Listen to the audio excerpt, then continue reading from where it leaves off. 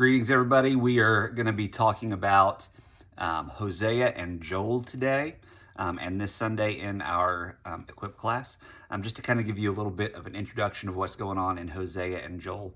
Hosea and Joel are the first two books of what we call the minor prophets, or they've also referred to as the 12.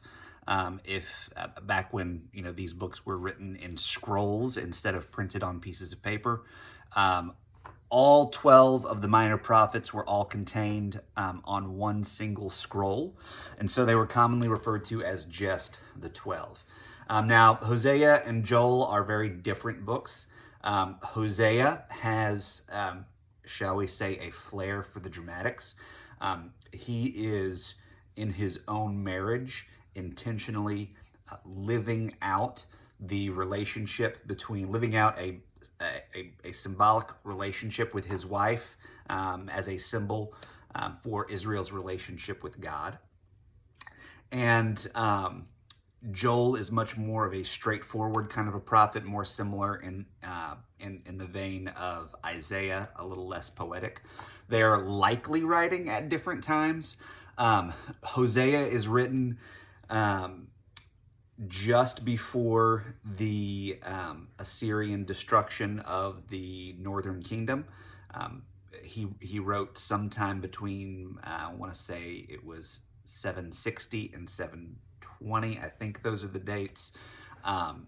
And the Assyrians conquered Samaria, which was the capital of the northern kingdom there in 720. So his prophesying takes place. I mean, Assyria is right on their doorstep. Destruction is imminent, and his message to God's people is, look, you have essentially been, whoring yourselves out to these other gods, but even though judgment is right here on our doorstep, if we will come back to God, He will relent in His judgment. He will forgive us. But that is, of course, not what happened. The people did not relent, and so Assyria, destroyed Samaria, destroyed the northern kingdom. Now, Hosea did have some words of prophecy for the southern kingdom as well. Even though he was part of the northern kingdom, even though he prophesied primarily in the northern kingdom, he's still a faithful Jew, and so he's still going down to Jerusalem to worship at the temple. It wasn't this strict separation. People aren't checking you at the border, not letting the northerners come into the southern kingdom, things like that. If you were still a faithful Jew up in the northern kingdom, you remained a faithful Jew, and so he was still, he still participated in that in that life there in the temple. Like that is likely anyway. Joel is a little bit different. Joel, we actually don't know for sure when Joel was written. It was,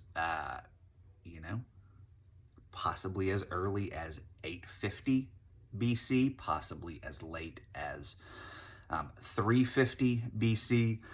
There is some mention of the Egyptians and Philistines as enemies. That lends itself to an earlier writing. There's some mention of the Greeks.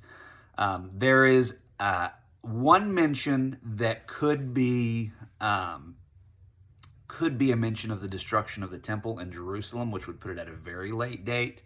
That would be, during the time of the Babylonians, but we don't know that for sure. It could very well be that it was written at a late date, and Joel is sort of projecting back on all of these different times in history where God has judged Israel. But Joel is similar, though not quite as poetic as Isaiah is. He's got harsh words of warning, but then he has these other passages that are much more full of hope, and that seem to talk about not just this judgment that is about to happen, but a future in which God will remain Israel's God, and that He will raise Israel up again, and that they will have a bright and hopeful future. And there's even some end time stuff in Joel. But hey, I'm excited to have this conversation with y'all on Sunday, which is tomorrow. Sorry I'm getting this video out so late in the week to you, but school is starting this week, so that is just how it happened this time around. So I look forward to seeing you on Sunday, and we're going to have a great conversation. See you later. Bye.